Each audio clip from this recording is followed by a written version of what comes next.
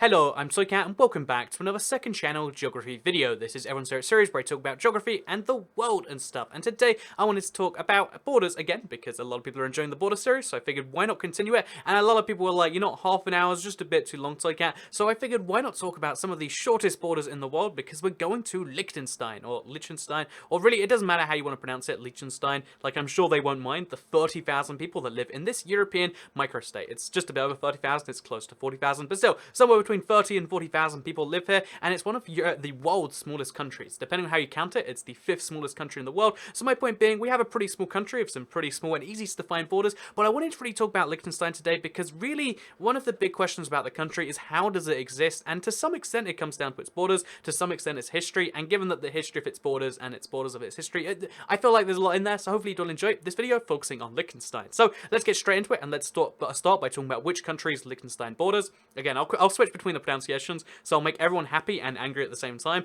But basically, Liechtenstein borders two different countries. There is Switzerland over to the west, and there is Austria in the east. A lot of people on the Germany video were like, actually, there's 10 countries that border Germany. It borders Liechtenstein too. Jeez, didn't even like study a map or anything. But no, as you can see, Liechtenstein clearly ends here, and Germany starts there. I'm not sure where people get that misconception from, but it's literally every like 5th comment or something that, and you know, people saying like it's not the, you know, it's not Lake Constance, it's the Boulder Sea or the Odin Sea or whatever. But anyway, my point being, let's talk about Liechtenstein because basically it borders two countries, and its border of Switzerland is the easiest border in the world to describe. Guess what? It follows the Rhine River. The Rhine River is the border between so many countries, and it includes Switzerland and Liechtenstein, and also Switzerland and Austria. But as you can see, you follow the Rhine River right down the middle, updated for modern stuff. It's a really simple but also really effective border because there is a direct border between Switzerland and Liechtenstein the whole way through. That's right, just showed you the whole border right there.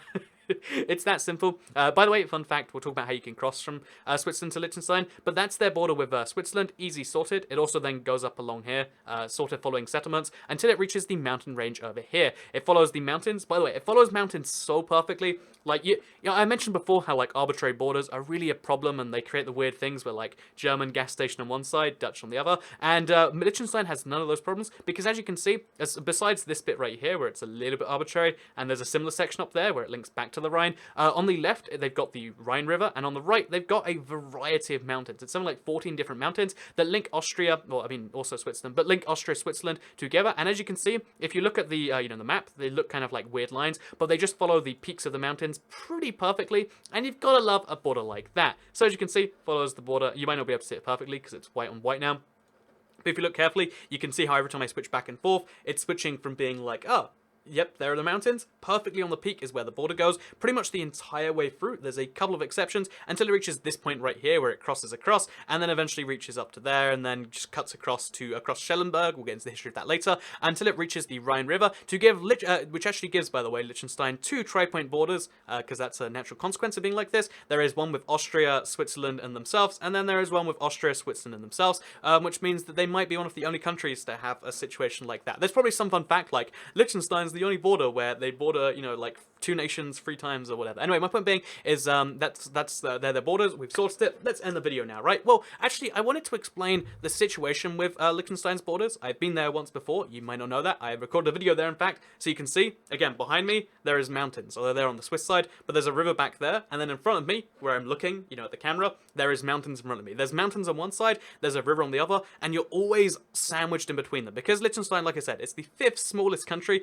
The distance from one end of the country to the other, at its widest point, let's bear in mind, is only, let's actually measure it perfectly, 8.7, you know, you don't have more than 10 kilometers of space from one side to the other. Unless you go, I guess, north to south, you could get, like, you know, 20. But my point being is even from the widest points you can imagine, Liechtenstein is, like, you know, what is that, 30 kilometers right there, 23 kilometers right there.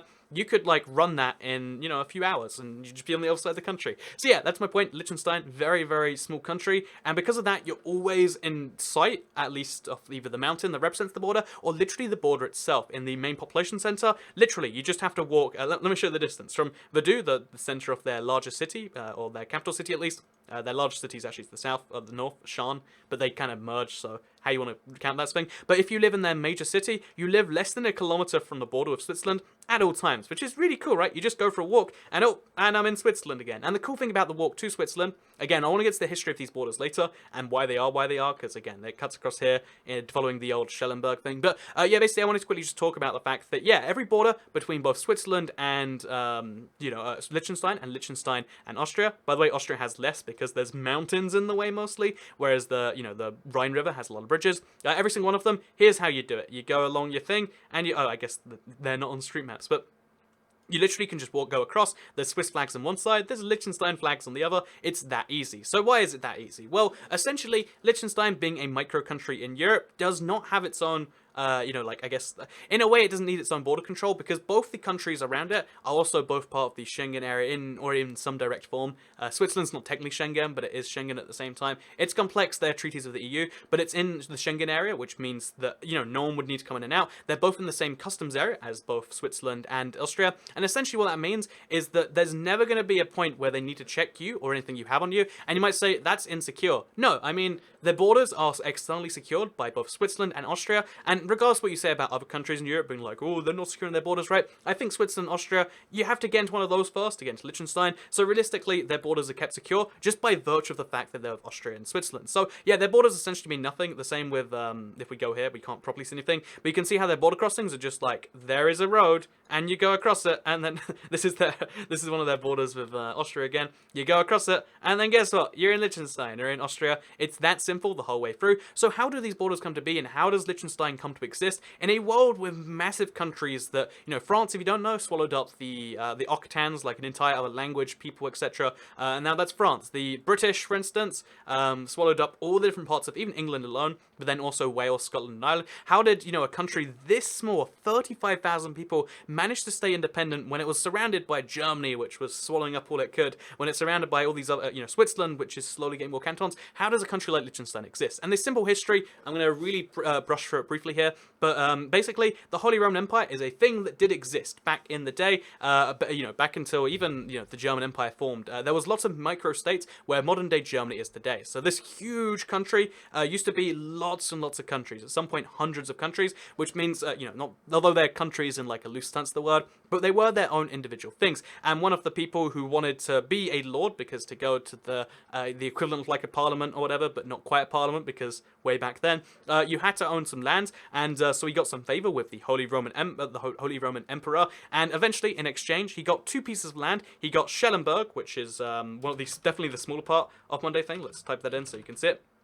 He got Schellenberg, which is this part, still called a lordship to this day, and then he also got Vaduz, which is roughly the surroundings area, just a useless piece of land with very few people living there, and again, because it's so exclaved, it was tricky to get to, so it was just like, here, have some land, now you can come join us at the table. So he kept his land, he never even visited his own country for 100 years. 100 years later, he actually sets foot there, but even like very briefly. But basically, so he keeps independence of a country which he doesn't really need, but he's friends of the Holy Roman Empire, so it's all good. And then eventually, the many states of the Holy Roman Empire were invaded by Napoleon, and they made a confederation of the Rhine. But it just so happened that he was also good friends of Napoleon, or he impressed Napoleon. Again, the exact relationship's hard to tell, but basically he was friends of Napoleon, and Napoleon's like, even though literally Bavaria wanted to, basically annex Liechtenstein, he's like, no, you can't do that. They're bros, they'll be in here. And again, very simplified, but that meant they could stay a country even then. And then after the Confederation of the Rhine, there was the German Confederation, and they joined that too. Again, they joined all these German state organizations. They were part of the Holy Roman Empire. They were part of the Confederation of the Rhine.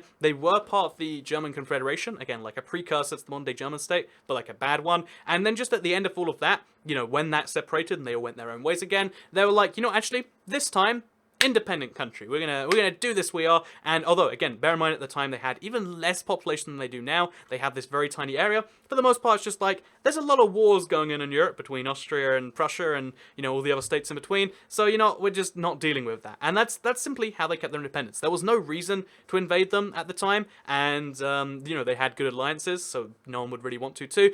So Liechtenstein managed to stay independent with their by the way, the guy who owned it was their king, and long line of secession since then. But basically, they managed to stay friends with everyone like that. And then eventually, prior to World War One, they got like a really close alliance with Austria, where they were almost kind of like annexed by Austria. And to this day, they speak German, by the way, in Liechtenstein. That's why they're called Liechtenstein. But they, they're to this day, they're very Austrian oriented. But after Austria, was heavily sanctioned and bombarded by the Allies during World War One, the First World War, if you will, they decided to ally with Switzerland instead. Kind of shift over, like, ooh, one of our neighbors is being a bit Austria right now, so Switzerland, can you help us out? And they got a customs agreement, helped their economy out a bunch, and they've essentially been under Switzerland's wing ever since. So economically, Liechtenstein is Switzerland, and, culturally, they're Austria, and no one else has ever invaded because, in the current world, like, do you just invade other countries because it's nice and it's small and no one would care? No, that's not a thing you do. So, yeah, Liechtenstein has been roughly independent. It's not fully independent in some ways because they have to follow Switzerland in a lot of ways, but they're becoming more and more independent over time because, again, they were just a kind of poor country, not many people in them, until roughly the 1970s when they realized, we're a micro country, we can take hella advantage of that and just, I guess, incentive tax rates, blah, blah, blah, blah, blah. You know the whole story about micro countries and low tax rates. Their tax rate in the country is 1.2%, by the way, if you live there, although it's hard to actually live there, even though they're part of the EU, not the EU, the EEA and the Schengen area, definitely not EU, by the way, even though they're part of the whole agreements where you could go get there and stuff, to do work there, they have really specific quotas of like 50 people a year. It's an absurdly low number of people a year, and yeah, that means that they somehow, you can't get, living there is very hard, and the average income there is one of the highest in the world, by some measures the highest in the world, because they have a lot of foreign companies. They make a lot of fake teeth too, which is surprising, and there you go, there's Liechtenstein, the most amazing micro country in the world, and there's everything about it that I can actually say in one whole video, because it's so small. So yeah, here's Lordship of Stellenberg. The rest of it was combined with it. They made their own country. The prince is still prince to this day. They had a referendum where they gave powers to the prince away from their parliament that they elect because reasons. They don't have a military. They used to have one. They sent 80 men to fight in the, I think the Prussian-Austrian war I mentioned, and then they got 81 men back. They've been accidentally invaded by Switzerland a bunch of times, but like Switzerland always apologizes, and then they just say back like, we didn't even notice, because when Switzerland walks across the border, it's breaking rules and stuff.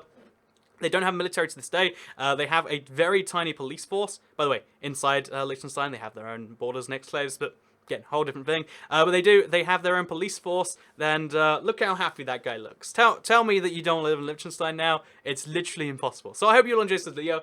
I'm going to end with me on my face of myself. I hope you'll enjoy this video of covering Liechtenstein with some of the world's smallest borders, some of the world's most interestingly. Again, they're so logical. It's just river, mountain, link up the river and the mountain, there's no customs. If you want to get in, you have to go through a different airport, and that's a billion reasons to love Liechtenstein, the country that by the way, no one from Liechtenstein will ever watch this video, because there's so few of them out there, but Liechtenstein, I love you and hate you a little bit at the same time. So thank you very much for watching today's video. Make sure you check out my sponsor, which is myself again, because it's January. So in a link down in the description, probably, you can get Amazon Prime membership. And if you do, I think I get a cut of like $3, and you get free delivery. And who doesn't want that? So thank you very much for watching. Second channel. Don't care. Bye.